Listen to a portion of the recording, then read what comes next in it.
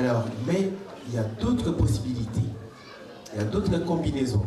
C'est-à-dire s'il trouve un partenaire, c'est votre frère en fait. Si votre frère trouve une femme, en fait, qui est européenne, mais qui n'est pas du bassin de la Méditerranée, qui n'est pas située dans ces bassins, et qui est AA, ces moments-là, si lui est SS, ils vont avoir des enfants AS. Donc il n'y aura pas d'enfants SS. Donc, mais par contre, s'il trouve une femme qui est AS et lui est SS, là, ils ont la possibilité d'avoir 50% des enfants AS et 50% des enfants SS. Mais par contre, s'il trouve, en fait, ce sont ces deux possibilités, mais s'il se rencontre avec une personne qui est drépanocytaire, comme lui, c'est-à-dire une femme qui est SS, là, ils auront plus des enfants SS. Je ne sais pas si vous avez compris un peu. Et juste pour 2-3 précisions supplémentaires, en fait, l'idée pour ton frère, quand il aura décidé d'avoir des enfants, hein, il faudra juste qu'il demande à la future maman de faire le petit test, la petite prise de sang, pour savoir est-ce qu'elle est porteuse d'une mutation. Donc ça peut être la mutation S, mais il y en existe plein d'autres qui peuvent être associées. Donc comme le C, comme le E, dont parlait monsieur Giraud tout à l'heure. Peu importe qu'elle soit d'origine asiatique, d'origine africaine, d'origine européenne, de l'Océanie, ça on ne regarde pas. Ce qui nous intéresse, c'est juste qu'elle fasse la prise de sang pour savoir si elle est porteuse d'une autre mutation. Si elle n'a pas de mutation, ben, ils n'auront pas de risque d'avoir un bébé malade. Si elle a une mutation, à ce moment-là, il y aura un risque sur 2, peut-être, parce qu'en fait à chaque fois ça recommence le risque, peut-être d'avoir un bébé qui peut être drépanocytaire. Mais c'est pas obligé. D'accord? D'accord, Alexandra, voilà. Ton frère, quand il va se marier, juste un petit résumé, il faut qu'il demande à la prochaine, à la future femme, de faire des examens. Ok? Mais sinon, il n'y a pas de souci. Ok? On l'applaudit. Merci beaucoup. Est-ce qu'il y a une question? Oui, je vois, il y a... Oui, assez rapidement. Bonsoir, je suis Fanny Mongolier, j'ai une petite question à vous poser. J'aimerais savoir s'il existe une alternative, parce que là vous disiez que, en gros, c'est soit l'enfant est porteur sain, ou soit il est dans le cas où les deux parents sont AS. Hein, soit l'enfant est porteur sain, soit l'enfant est atteint de drépanocytose. Ce que je veux savoir, c'est est-ce qu'il est possible de faire une fécondation in vitro, par exemple, et d'isoler le gène drépanocytaire pour les parents qui le souhaitent? En fait, je pense qu'il y a une petite confusion. Moi, je parlais de quand un parent est SS et l'autre... D'accord.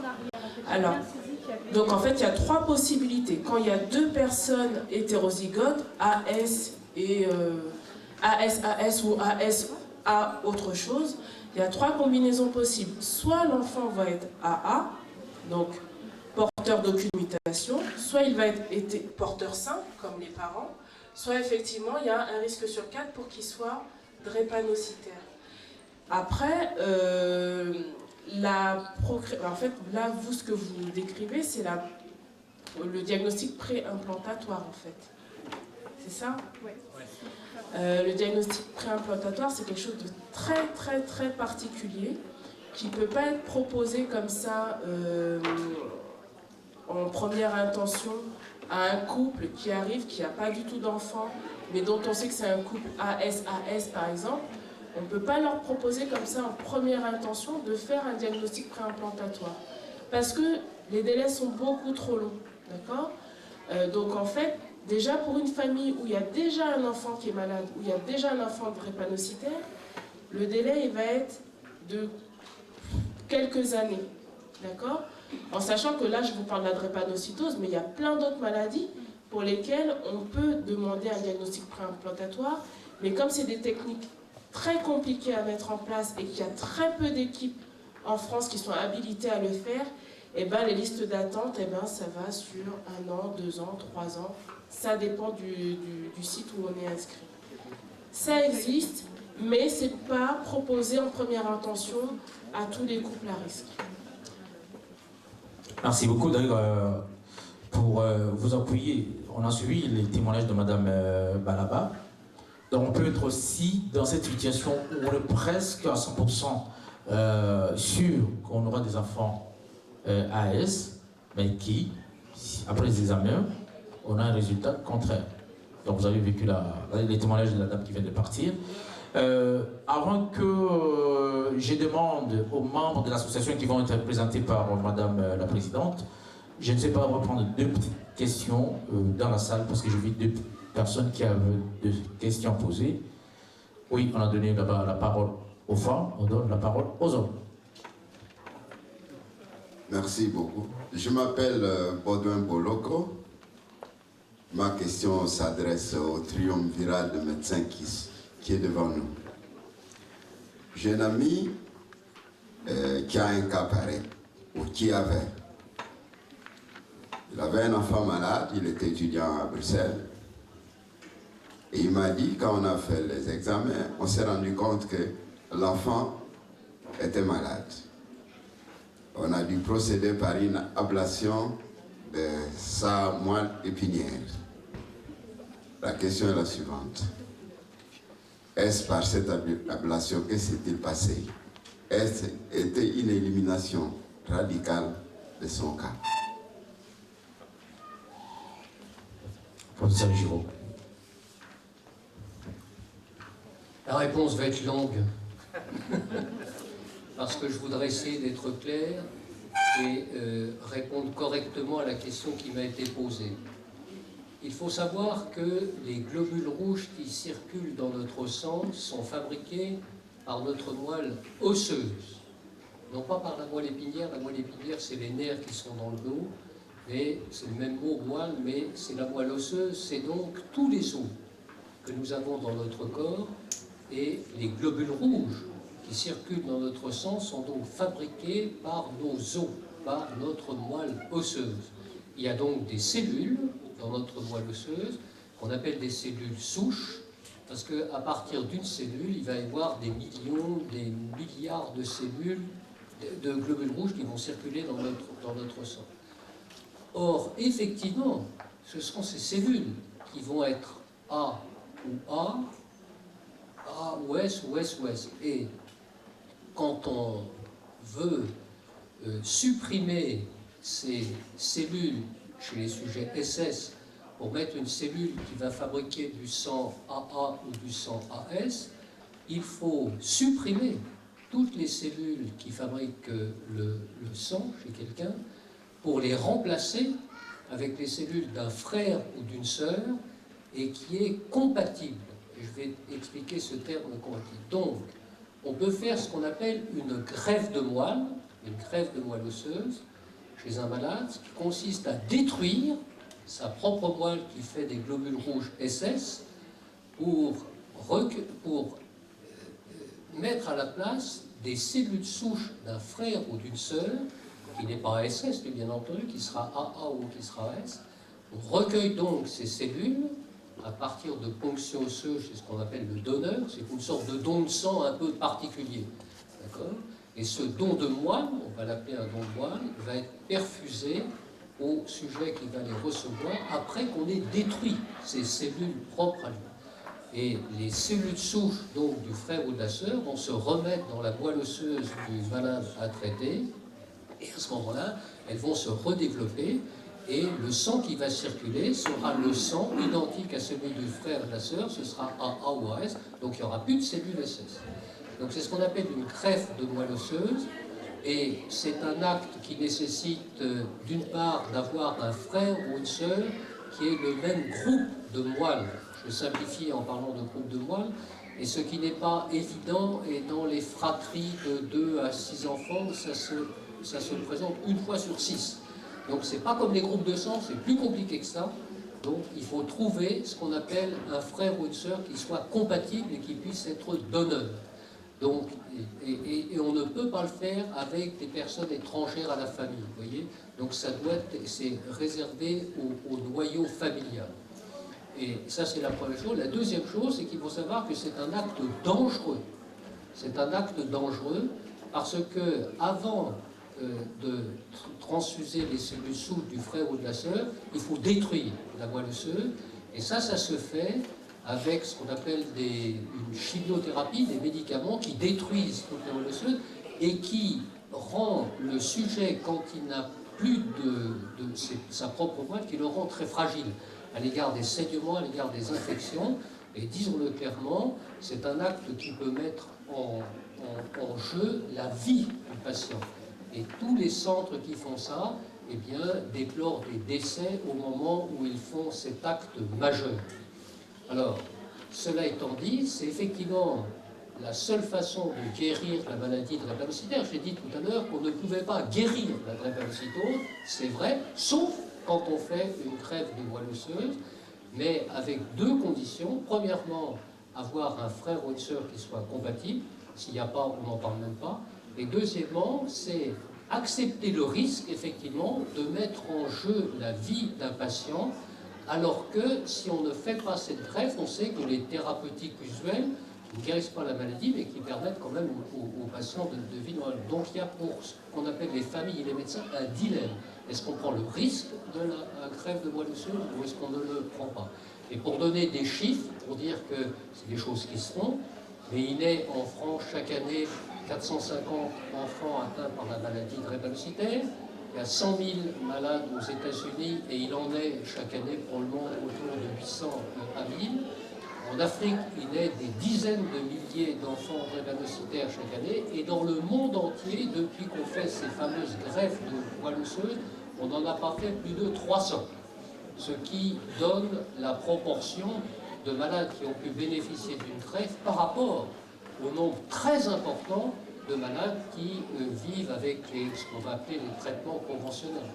Donc effectivement, votre question est très pertinente. On peut faire des greffes de moelle osseuse, mais il faut avoir un donneur ou et avoir une forme, je terminerai dessus, de maladie drépanocytaire qui soit assez sévère pour que les médecins disent oui, c'est tellement sérieux que si on ne fait rien, ça pourra mal se terminer.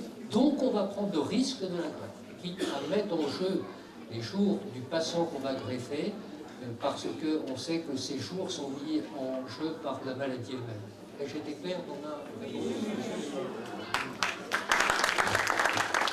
Merci beaucoup, professeur. Vous avez prévu que la réponse sera longue. Donc, du coup, on passe à la seconde étape. Ils sont là, vous avez des questions à poser, et ils répondront. Petite question par rapport, vous avez parlé d'hypoxie tout à l'heure. Est-ce que ça peut avoir des conséquences neurologiques sur le cerveau Qu'on soit bien clair, on déconseille effectivement au sujet AS, parfaitement bien portant, de se retrouver dans des situations où la pression d'oxygène est faible, donc en altitude. On déconseille aussi la plongée en apnée. C'est les deux choses qu'on déconseille au sujet AS. On va faire les plongées en bouteille, ça va, mais les plongées en apnée, non.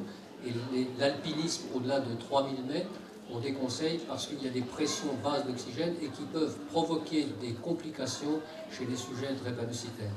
Mais et ces accidents d'hypoxémie, c'est pas tellement le cerveau, non, c'est des infarctus de la rate ou des douleurs osseuses, plus que le cerveau. Oui, plus que le cerveau. Merci beaucoup, professeur. Et on prend la dernière question. Madame.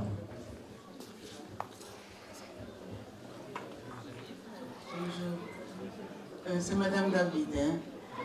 Moi, c'est simplement pour demander, parce que j'ai vu mademoiselle qui est passée, qui était SS, et qui a dit qu'il n'y en avait que 2 fois 2 crises. Alors, je voulais demander, est-ce qu'il y a des degrés de crise, il y a des degrés de maladie pour ce cas-là?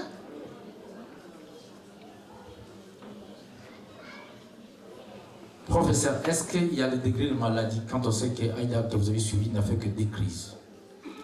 Oui, c'est évident, c'est clair, hein, c'est évident. C'est ce que j'ai dit tout à l'heure. Il y a des patients qui viennent me voir tous les 3 ans pour prendre de mes nouvelles, demander si ça va bien, parce que eux vont parfaitement bien. Et il y en a d'autres qui sont très souvent hospitalisés avec des crises douloureuses. Et il y a tout l'éventail, entre ceux qui n'ont rien, disons, ceux qui n'ont que quelques crises, on a entendu un témoignage tout à l'heure, et ceux qui ont beaucoup de crises. Et j'irais même plus loin, d'une crise à l'autre, effectivement, il y a des malades qui font des crises très violentes et d'autres qui ne font pas très. Vous voyez, je discutais tout à l'heure avec un membre de l'assistance, et si on me demandait de résumer, vous m'avez dit que j'ai dit que j'étais long, donc je suis africain de ce point de vue, pour essayer d'être clair. Non, mais l'important c'est d'être clair, et si on prend quelques minutes de plus, on aura pris quelques minutes de plus. La maladie de drépanocytaire, c'est la maladie de la douleur. C'est vraiment le symptôme qui domine, et quand on discute avec les patients drépanocytaires, c'est vraiment ce qui revient. Et moi je suis très frappé de voir effectivement le poids au sens fréquence et importance de la douleur dans la vie des patients. Et notre travail de médecin est de mettre en place des traitements pour faire en sorte que la douleur ne vienne pas, ne survienne pas, ou quand elle survient, donner des traitements actifs immédiats pour que la douleur soit soulagée. La drépanocytose, c'est vraiment la maladie de la douleur, et c'est des douleurs osseuses, des douleurs.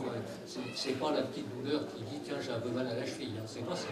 On est bien d'accord. On a entendu parler de morphine tout à l'heure. Effectivement, on a souvent recours à la morphine parce qu'il faut monter jusqu'en termes d'efficacité de médicaments jusqu'à la morphine pour soulager la douleur des patients drépanocytaires. Et c'est vrai qu'il n'y a pas 2 patients qui tous souffrent, mais tous ne souffrent pas autant les uns que les autres. C'est clair.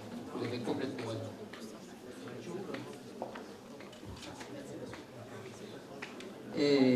Mais là, on est presque à la fin. Je tenais à remercier vraiment le docteur Robert Giraud qui s'est disposé avec le docteur Hassan Yakate pour venir faire cette conférence.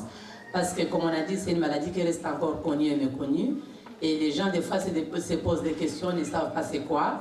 Moi, je me souviens quand je viens à la pharmacie prendre les médicaments, des fois les pharmaciens me demandent, mais madame, on vous voit tout le temps venir prendre les médicaments ici, mais à quoi ça sert? Et puis quand je leur explique, mais c'est quoi cette maladie? J'ai dit, écoutez, même vous qui êtes pharmacien, vous posez la question, moi qu'est-ce que je vais vous répondre? Et quand vraiment les gens suivent comme ça fait plaisir parce qu'au moins, ils seront capables un jour, quand ils entendent parler de la drépanocytose, à quelqu'un qui ne connaît pas, essayer d'expliquer ce que c'est cette maladie. Et je tiens aussi à vous dire que vraiment je remercie parce que je ne suis pas toute seule. J'ai eu l'idée de créer cette association, c'est vrai, parce que moi-même je suis touchée étant parent d'une fille drépanocytaire. Et comme venait de dire la Miss Guinée, en Afrique, quand on a un enfant drépanocytaire, on ne peut pas le montrer à d'autres personnes. On a honte de dire que mon enfant est drépanocytaire. Et moi, je me disais, j'ai toujours dit quand je fais des conférences, moi, je vais le dire en présence de tout le monde. Je vais créer l'association pour demander à d'autres parents des enfants drépanocytaires d'avoir le courage de parler que j'ai un enfant drépanocytaire. Parce que c'est une maladie comme toute autre maladie. Moi, je ne vois pas pourquoi je cacherais ma fille. Donc j'ai créé l'association et le jour que j'ai annoncé, il y a d'autres parents qui étaient drépanocytaires là-bas qui disaient mais qu'est-ce qu'elle a le courage de l'annoncer comme ça? Oui, parce qu'on ne peut pas cacher ses enfants. Aujourd'hui, nous avons vraiment une fierté de voir que la Miss Guinée est une drépanocytaire SS. Et quand elle m'a dit qu'elle était SS, je lui ai dit, mais ma chérie, vous n'allez pas me dire que vous êtes SS et vous avez réussi à devenir Miss. Elle me dit oui, d'ailleurs, le professeur Giraud sera très étonné quand il saura que je suis devenue Miss. Oui. Donc, je dis, je ne peux pas cacher. Je ne peux pas cacher la maladie de ma fille. Et j'ai toujours demandé aux gens qui veulent venir se joindre à nous, parce que j'ai créé l'association, c'est vrai, mais j'ai besoin d'autres personnes pour pouvoir faire en sorte que cette association puisse marcher. Et j'ai toujours dit que ça marchera et que ça annoncera toujours la drépanocytaire partout. Et j'ai rejoint le docteur Moupapa, qui est le vice-président de l'association. J'ai dit, en Afrique, on n'a pas de centre de dépistage. En France, ici, mon rôle est d'organiser des conférences comme ça, appeler les professeurs, venir expliquer la maladie, parce que moi, je ne peux pas expliquer cette maladie, je ne suis pas professeur. Ils viendront toujours expliquer la maladie aux gens qui viennent à la conférence. Mais j'aiderai aussi l'Afrique en sorte que je puisse ouvrir un centre de dépistage pour que les jeunes puisse aller et ça sera une façon aussi de diminuer cette maladie. Et j'ai toujours demandé aux mamans, nous les femmes, comme je dis toujours, nous sommes comme cette terre. Même nos maris, même nous écrasent. Mais à fait de compte, nous produisons toujours de bons fruits. Et il ne faut pas qu'on se décourage. Maintenant, je vais vous présenter, parce que je vous dis que je ne suis pas seule, j'ai aussi mon équipe plutôt qui fait que cette association aujourd'hui puisse exister. Donc je vais vous présenter juste l'équipe de l'association et après nous allons manger et aussi il y a la fête qui nous attend. Voilà. Voilà, on l'applaudit très fort. On va demander aux membres de l'association d'abord de se lever là où ils sont. Qui sont les membres de cette association? Levez là où vous êtes. Je veux à notre allié Boloko, Baudouin. Je ne connais pas tout le monde, non, la présidente. Venez devant ici, rapidement. Et moi-même déjà étant la présidente de l'association, comme je vous dis, nous avons le docteur Mopapa qui est le vice-président de l'association. Nous avons Micheline qui est la première vice-présidente aussi de l'association. Elle était venue aussi à la conférence et quand elle a entendu tout ça, elle s'est dit, en tout cas, moi je me mets avec vous et on va combattre cette maladie jusqu'au bout. Ça m'a fait beaucoup de plaisir et puis elle est avec nous. Nous avons Madame Léa Katona qui est la secrétaire de l'association. Nous avons Michel aussi qui est toujours avec nous, chargé de communication et tout. Nous avons le docteur François qui lui est chargé de la commission des commissions médicales, pour vous dire qu'il y a que des grandes têtes dans l'association qui vraiment se bat pour ça. Nous avons Madame Nzoko qui est chargée des protocoles dans l'association et nous avons nos membres aussi qui sont venus se joindre à nous, Marie-Claire et son mari qui s'appelle Michel, qui sont venus se joindre à nous pour faire en sorte que cette association puisse marcher. On est beaucoup, mais là il y en a qui sont dans la cuisine, il y en a qui sont de l'autre côté pour recevoir les gens, mais vous les verrez pour la prochaine fois. Et pardon. Ah, il y a Papa Boloko qui est le chargé juridique. C'est